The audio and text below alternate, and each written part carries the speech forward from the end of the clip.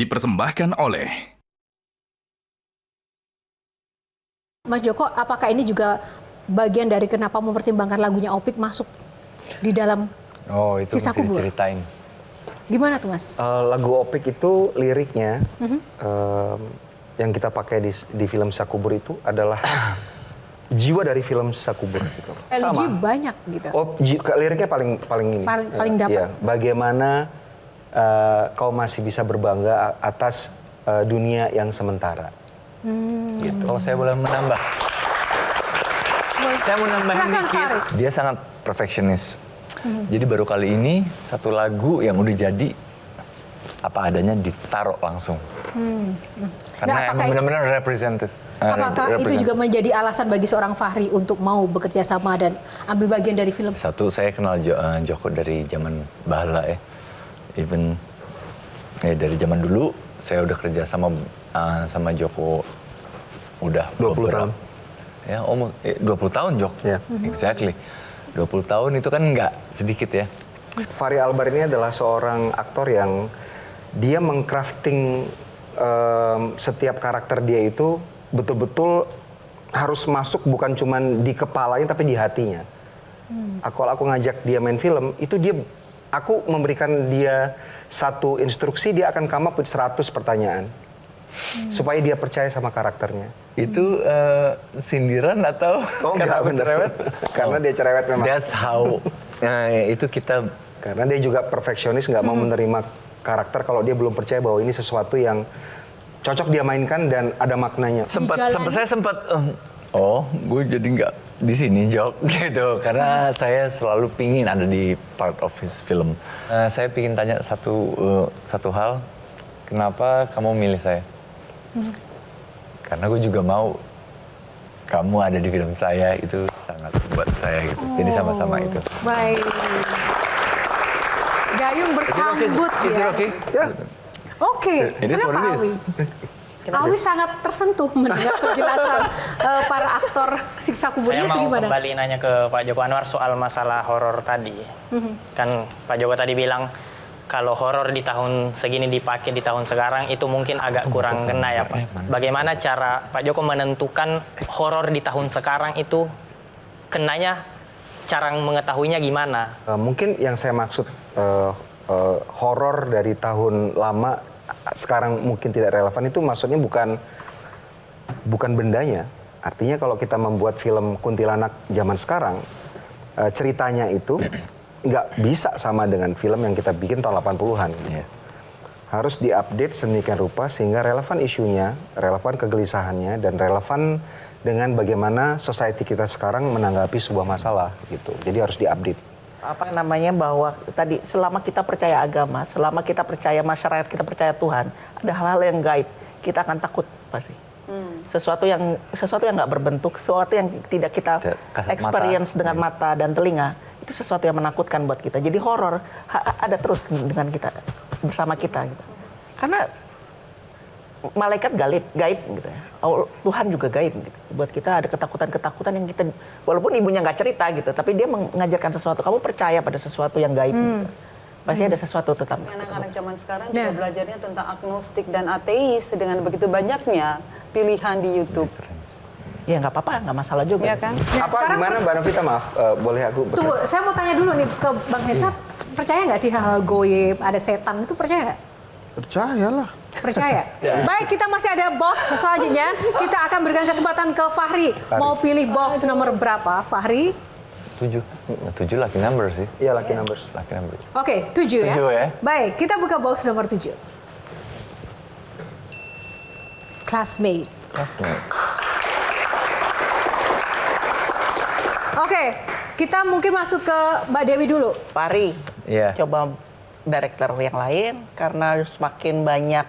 Kenapa kamu nggak mencoba director lain? Gitu. Kalau misalnya ditanya kenapa saya nggak mencoba director lain, why not? Yeah. As long sesuai apa yang saya inginin dan kriteria saya. Lebih di situ sih. Silakan. Jadi gini, aku berpikir apakah memang setiap sutradara itu ada tipikal gitu loh Mbak Dewi. Jadi Joko ini pasti pemeran perempuannya tipe-tipe Faradina. Iya. Aku coba melihat misalnya Tara Basro dulu waktu Tara Basro muda ya kayak dia. Gitu loh. Terus dia Udah lomba. masih Orang lomba. sorry, maaf. Sorry, aku salah ngomong. Maaf. Tapi maksudku, ya, Ayu Laksmi. Kita yang tua. Ada Ayu Laksmi. Ada, tadi tipe-tipe, Hanung Bramantyo punya tipe-tipe, Garin punya, apa memang begitu?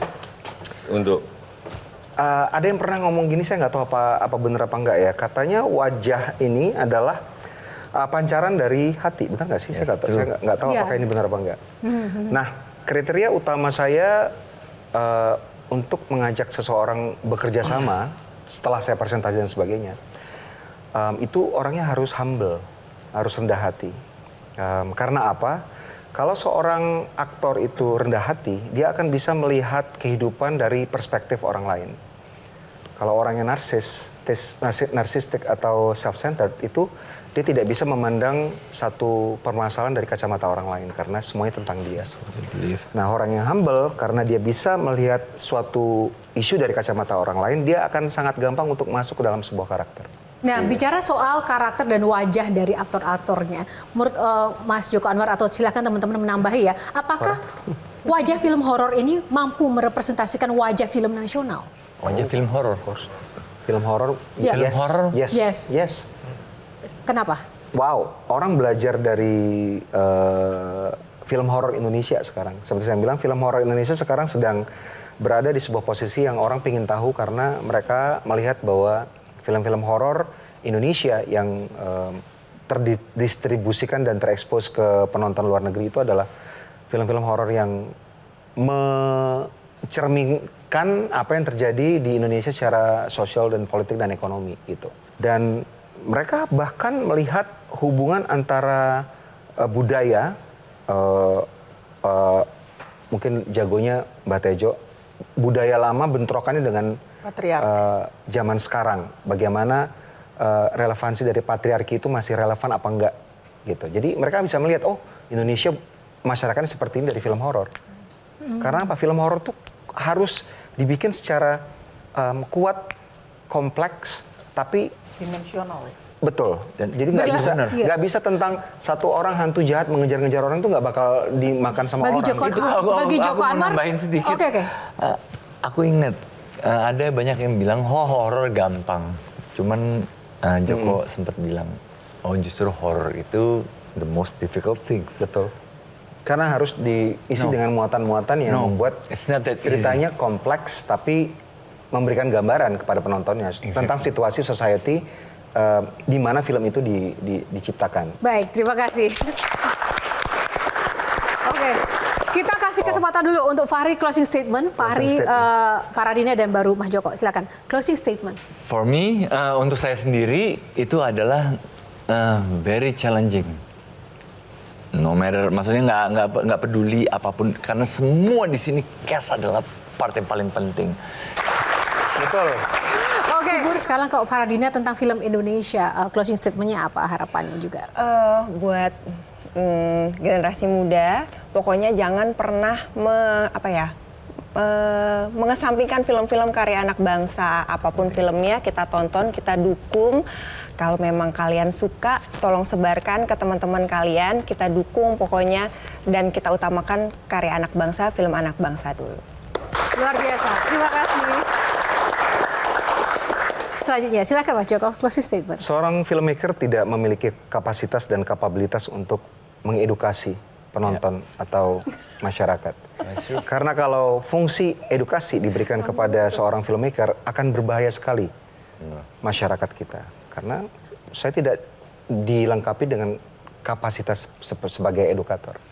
Tapi film, termasuk film yang saya buat, kita kerjakan dengan sangat serius untuk bisa memberikan experience. Entertaining of course harus. Perspektif yang berbeda yang mungkin bisa kita jadikan bahan renungan untuk bisa melihat masalah kita sendiri. Yes. Termasuk dengan yang ada di Sisa Kubur adalah sebuah film yang tidak preachy, tidak mencoba untuk mengkhotbah, menceramah.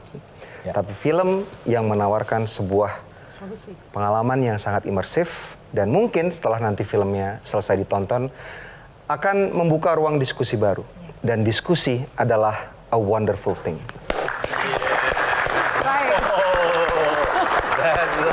Terima kasih sekali lagi untuk Mas Joko, Faradina dan juga Fahri dan juga rekan-rekan panelis. Tepuk tangan untuk rekan-rekan semuanya ada di sini.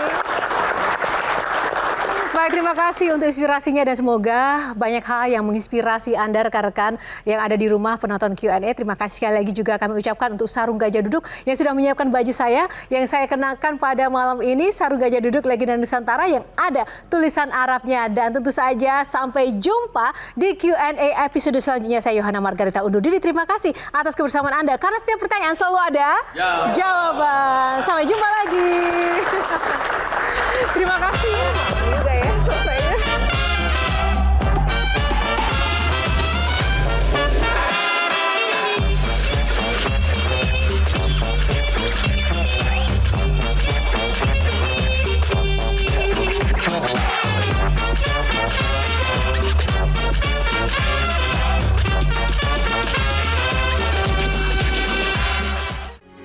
Metro TV.